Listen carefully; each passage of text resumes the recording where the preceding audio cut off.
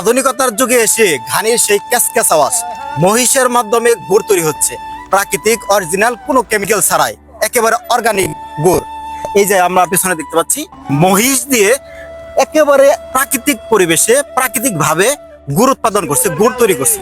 এইখানে হচ্ছে থালা, সেই থালার মধ্যে আপনার গুড় জাল দেওয়া হয়, সেখান থেকে অর্গানিক ভাবে তারা সেল করে। মহিষ দিয়ে যে ঘানি দিয়ে গুড় ভাঙানো হয় অনেক আগে আমরা শুনছি, আমরা ছোটবেলা দেখছি।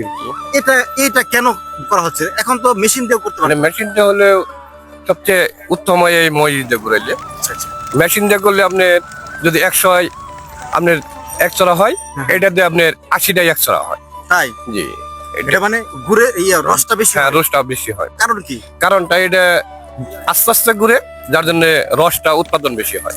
ও আচ্ছা আচ্ছা আচ্ছা, মানে একটু সময় বেশি লাগে, সময় বেশি লাগে, রসটা বেশি বের হয়। আচ্ছা, এটা কি স্থানীয় কেউ করছে নাকি? এটা আমার বাতি যায়, আমার বড় ভাইয়ের ছেলে। ও আচ্ছা, এখানে আপনার গুড়ের মধ্যে কি কোনো কেমিক্যাল ইউজ কোনো কেমিক্যাল নাই। এখানে প্রায় 50-60 জন লোক অল টাইম থাকে। এখানে গান্ডারে বাঙ্গানি হয়, এখানে তাপালের মধ্যে জাল দেওয়া হয়। এইটাই। কত করে কেজি বিক্রি? এটি 250 টাকা কেজি বিক্রি হয়। 250 টাকা। জি জি। প্রতিদিন কত কেজি করে উৎপাদন করা যায়? 5 মণ করে। 5 মণ করে? জি জি, 5 মণ। একটা তাপালের মধ্যে কত কেজি আসে? 40-42 কেজি। আনুমানিক রস কত কেজি যায়? রস এটা প্রায় 5-7 মনে হবে। 5-7 মণ? জি জি। 5-7 মণ থেকে 40-42 কেজি রস। মাঝে মাঝে ময়লা আসতেছে, এই ময়লাগুলো আপনি কি করেন?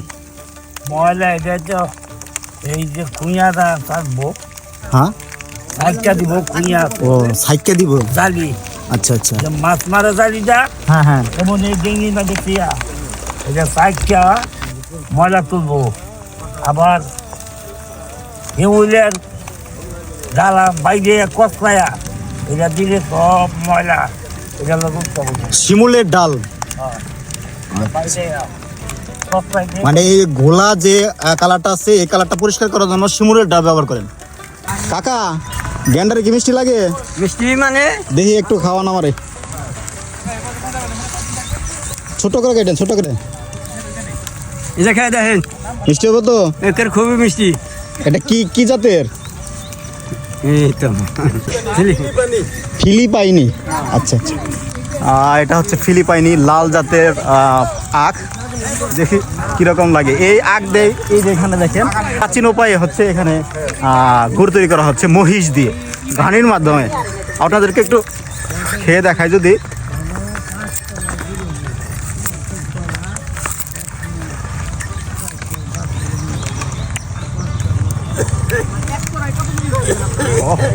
অসাধারণ, অনেক মিষ্টি তো, অনেক মিষ্টি। চাষ কই করছেন এগুলা? এই যে মোল্লা মার্কেটের পশ্চিম করে।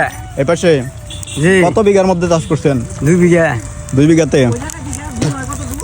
2 বিঘাতে আপনার অন্যান্য ফসল করলে যে পরিমাণ আপনার আর্নিং হয়, আয় হয়, তার চেয়ে কি আখে বেশি আর্নিং হয় নাকি? এই একের মধ্যে বেশি হইব। বেশি হবে কেন? এই যে খাটনি খাটছে, টাকা পয়সা খরচ করে করে মানে উসুল হয়েছে। হ্যাঁ হ্যাঁ, ওই জন্যই এগুলোর তো রসও বেশি না? রসও বেশি, নরম লাগবে। হ্যাঁ, অনেক নরম, সফট একবারে নরম। এই যে দর্শক দেখতে পাচ্ছেন আপনি যে এখন কিন্তু যে রসগুলা সংগ্রহ করা হয়েছে, সেই রস মানে 2 জার রস কিন্তু নিয়ে যাচ্ছে কাকা তাফালে ঢালার উদ্দেশ্যে। অলরেডি তারা অনেকগুলা রস তাফালে সংগ্রহ করেছে, এই 2টা হচ্ছে লাস্ট।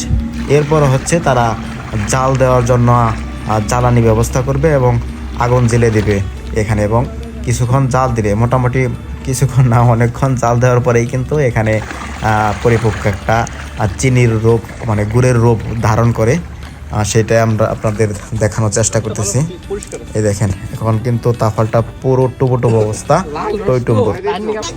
কালকে সকালেও করবো, সকাল করবো।